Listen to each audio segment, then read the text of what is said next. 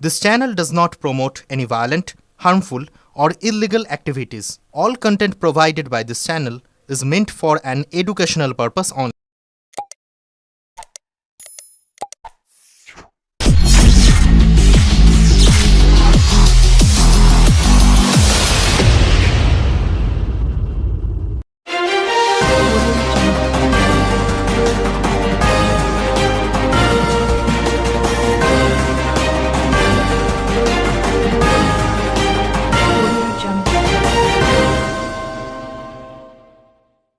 সাতচল্লিশ লাখ টাকার ঢালাই রাস্তা তৈরির পরেই ফাটল।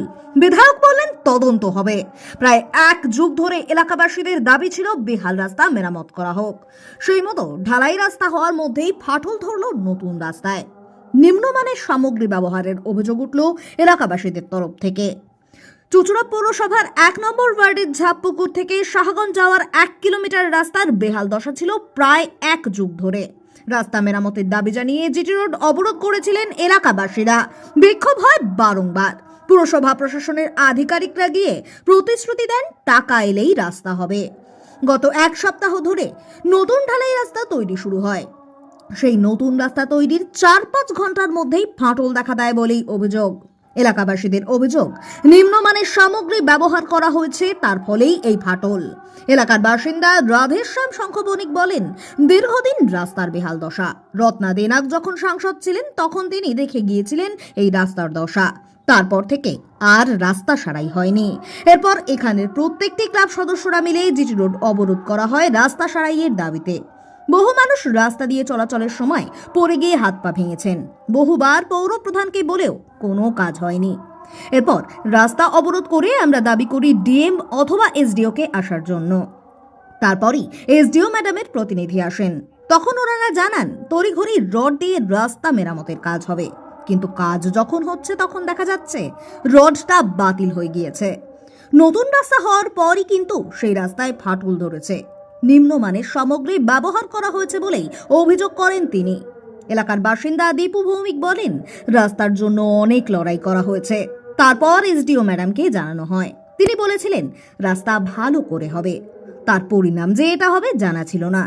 বিষয়টা কন্ট্রাক্টরকে অনেকবার বলেছি, কিন্তু তারা কেউ কথা শোনেননি। এ বিষয়ে চুঁচুড়ার বিধায়ক অসিত মজুমদার বলেন, বিষয়টা জানা ছিল না, এখন জানলাম। খারাপ রাস্তা যদি হয় সেটা দুঃখের। আমি পিডব্লিউডির সিআইসি সৌমিত্র ঘোষকে বলবো বিষয়টি তদন্ত করতে। রাস্তার নমুনা কোয়ালিটি কন্ট্রোল বোর্ডে পাঠানো হবে। আমি আজকেই ব্যবস্থা নেব। সরকারি টাকা নয় করার অধিকার কাউকে দেওয়া হয়নি। যা শিডিউল ছিল তা অনুযায়ী কাজ হয়েছে কিনা আমি দেখব। কোয়ালিটি ঠিক না হলে কন্ট্রাক্টরের টাকা যাতে পেমেন্ট না হয় তা আমি দেখব। ব্যুরো রিপোর্ট, আমার কলকাতা নিউজ। আমরা এই রাস্তাটা দীর্ঘদিন ধরে বন্ধ, এই খারাপ, অন্তকে না হলেও ৮-১০ বছর ধরে। রত্না দেনাগও দেখে গেছে যে রাস্তার অবস্থা কীরকম, তখন উনি এমপি ছিলেন। তারপর থেকে আর রাস্তাটা হলো না। তারপরে আমি কিছুদিন ক্লাবের থেকে নিজেই বসে গেছিলাম। তারপরে আবার ক্লাবের সভাপতি হওয়ার পরেই আমি ফার্স্ট স্টেপটা নিলাম যে এইখানকার যত ক্লাব আছে সব ক্লাবকে ডেকে আমরা জিটি রোডকে অবরোধ করলাম রাস্তার দাবিতে।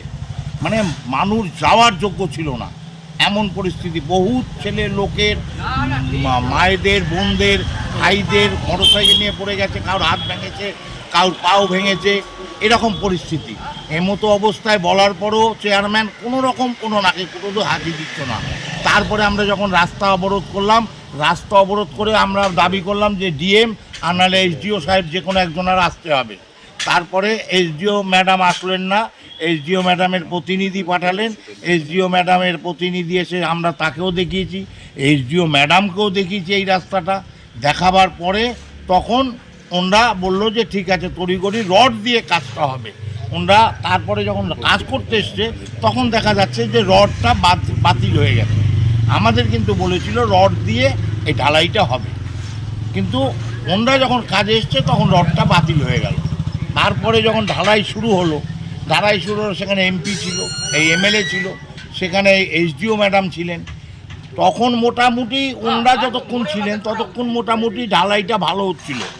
তারপর থেকে ওনারা যেই চলে গেলেন তারপর থেকেই ঢালাইটা কীরকম গরমিল আরম্ভ হয়ে গেল। এবার রাত্রবেলা যেহেতু ঢালাই, ওই এত সরু মানে সূক্ষ্ম ফাটাটা তখন রাত্রবেলা চোখে দেখা যাচ্ছিল না। সকাল যেই হয়েছে সারা রাস্তাটা আপনি দেখবেন ওই মোড় থেকে আমাদের এই অবধি একদম ওই দোতলা বাড়িটা, তিনতলা বাড়িটা অবধি সমস্ত রাস্তা চৈত্রি মাসে যেমন জমি ফাটে ওই রকম ফাটা।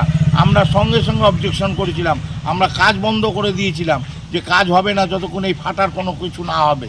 তখন পৌরসভা থেকে ওভারসিয়ার এবং সিআইসিরা এসে তারা আমাদের কথা দিল যে 7 দিন আপনারা টাইম দিন, 7 দিন খুব সে জল দিন, জল দেওয়ার পরে যদি কিছু না হয় তখন উনি খুব মিষ্টি কথা বলেছিল, এটা কার্যক্ষেত্রে হবে কিনা জানি না, তাইলে আমরা জেসিবি দিয়ে এইটা তুলে দিয়ে আবার নতুন করে ঢালাই করব। যাই হোক, আজকে 7 দিন হয়ে গেল কিন্তু প্রায়, আর মানে গেল সোমবার শুরু হয়েছে আর আজকে রবিবার, কালকে হবে সোমবার, 7 দিন হয়ে যাবে। এবার দেখি পৌরসভা কিছু কি করে, যদি না করে তাহলে আমরাই কিন্তু এখানকার জনসাধারণ যেরকম রাস্তা ছিল সেই রকম রাস্তা গাইতি করে কুপিয়ে আমরা সমস্ত রাস্তাটাকে সেই রকমই করে দেবো। এই যে খড় দিয়ে কি এটা হ্যাঁ, খড় দিয়ে প্রথমে এরা চেষ্টা করেছিল ওই আপনার সিমেন্টের একটা প্রলেপ দিতে, সিমেন্ট ঘোলা, তাতেও হলো না। তখন ওরা করলো কি তড়িঘড়ি বিচুলি ছড়িয়ে দিল, বিচুলি ছড়িয়ে দিয়ে বলছে যে খুব সে জল দেন। আমাদের কিন্তু এখানকার জনসাধারণের এখন 2 বেলা 3 বেলা ডিউটি হয়ে গেছে, তারা কিন্তু জলের পর জল দিয়েই যাচ্ছে, কিন্তু ফাটলের কিছু আর সুরাহা হচ্ছে। এটা মনে হয় যে আগামী দিন তো তাহলে আবার সেই দাঁত বেরিয়ে যাবে রাস্তা। এখন যদি এই ফাটলের কিছু না করে, একটা কোনো ভারী গাড়ি যাচ্ছে না, শুধু মোটরসাইকেল সাইকেল যাচ্ছে, যখনই অটো টোটো সব মোটরসাইকেলে এরা যাবে তখনই এই ফাটলের ওখান থেকে আস্তে আস্তে গুঁড়ো উঠতে উঠতে আবার যেরকম রাস্তা সেরকমই হয়ে যায়। তাহলে এই পয়সা পুরো সরকার, এই পয়সা পুরো ধ্বংস। হ্যাঁ, এই যে পয়সাটা এরা যে কি করলো, কোথা দিয়ে এলো, কার কোন পুকুরে গিয়ে পড়লো, কে খেলো, এইটাই বুঝতে পারলাম না আমরা। 42 লক্ষ টাকা তো হয়েছিল, আমরা শুনেছি 47 লক্ষ টাকা এসছে। আচ্ছা, 47 লক্ষ টাকা এসছে। 47 লক্ষ টাকায় এই ঢালাই রাস্তা, এটা আমরা আশা করিনি। আসলে ব্যাপারটা হয়েছে কি, আমার যা মনে হয়, আমরাও তো চতুর্দিকে চলি, একটা সিমেন্ট পাওয়া যায় বড় বড় কাজের সময় অনেক, অন্তত 500 বস্তা 700 বস্তা সিমেন্ট নিয়ে আসে, তার মধ্যে হয়তো 50 বস্তা জমে যায়। সেই জুমা সিমেন্টগুলো 20 টাকা 25 টাকা 30 টাকায় বস্তাগুলো বিক্রি হয়। সেই বস্তাগুলোকে নিয়ে কোনো জায়গায় আবার ওই পেশাই করে, সিমেন্টের মতো হয়ে যায়, তার মধ্যে 2-1 বস্তা ভালো বস্তা সিমেন্ট দিয়ে এরা এই সব কাজে লাগায়। আমার মনে হয় সেই নিম্নমানের সিমেন্ট মালপত্র দিয়ে তৈরি করেছে, নিম্নমানের মালপত্র দিয়ে কাজ হয়েছে। নাহলে ঢালাই ফাটবে কেন? এই সামনে একটা রাস্তা হয়েছে, ওই তারা তো ঢালাই, সেই রাস্তার তো ঢালাই পাঠিয়েনি। উন্নয়ন সমিতি আমাদের জনগণ অনেক দিন ধরে বিপ্লব করা হয়েছে, লড়াই করা হয়েছে এই রাস্তার জন্য। এইচডিও ম্যাডামের সঙ্গে আমরা মিটিং করেছিলাম, আমি রাধু আর সব আছে, করা উনি বলেছিলেন এটা ভালোভাবে হবে, ভালো যে পরিণাম এই রাস্তাটা ফেটে যাবে সেটা আমরা আশা করিনি। আমাদের খুব আশা ছিল রাস্তাটা খুব ভালোভাবে হবে, এবং আমাদের প্রত্যেকের রাত জাগা ছিল, আমরা সব দেখেছি। আমরা কন্ট্রাক্টরকে বহুবার বলেছি, দাদা এইভাবে কাজ হচ্ছে, এইভাবে কাজ হচ্ছে, এরা আমাদের কোনো রেসপন্স করেনি। তাই আমাদের এই রাস্তার ফাটা অবস্থা আপনারা দেখছেন, আপনারা ফটো তুলে জানান, যেখানে জানানোর দরকার হলে হবে।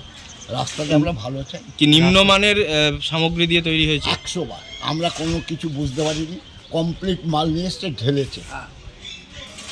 মানে এই যে তার তড়িঘড়ি আপনাদের ফেটে যাওয়ার পরে খড় দিয়ে ধামাচাপা দেওয়ার চেষ্টা করছে। একদম একদম একদম স্যার, কি বলুন, মানে রাস্তাটা আমাদের চোখে নিমেষে ফেটে গেল, যখনই ঢাললো বোধহয় 4-5 ঘন্টায় হবে, মধ্যেই ফেটে গেছে। তারপর জল দিয়ে বিচুলি দিয়ে ঢাকা আছে, এবং সেটা আপনার স্বচক্ষে দেখে যান। আপনার বিচুলি দিয়ে ঢাকার চেষ্টা করছে। হ্যাঁ, ঢাকার চেষ্টা করেছে। এই তো 2 জায়গা 3 জায়গা আপনাদের দেখাবে, আপনারা ফটো তুলে দিন, নিয়ে দেখাবে।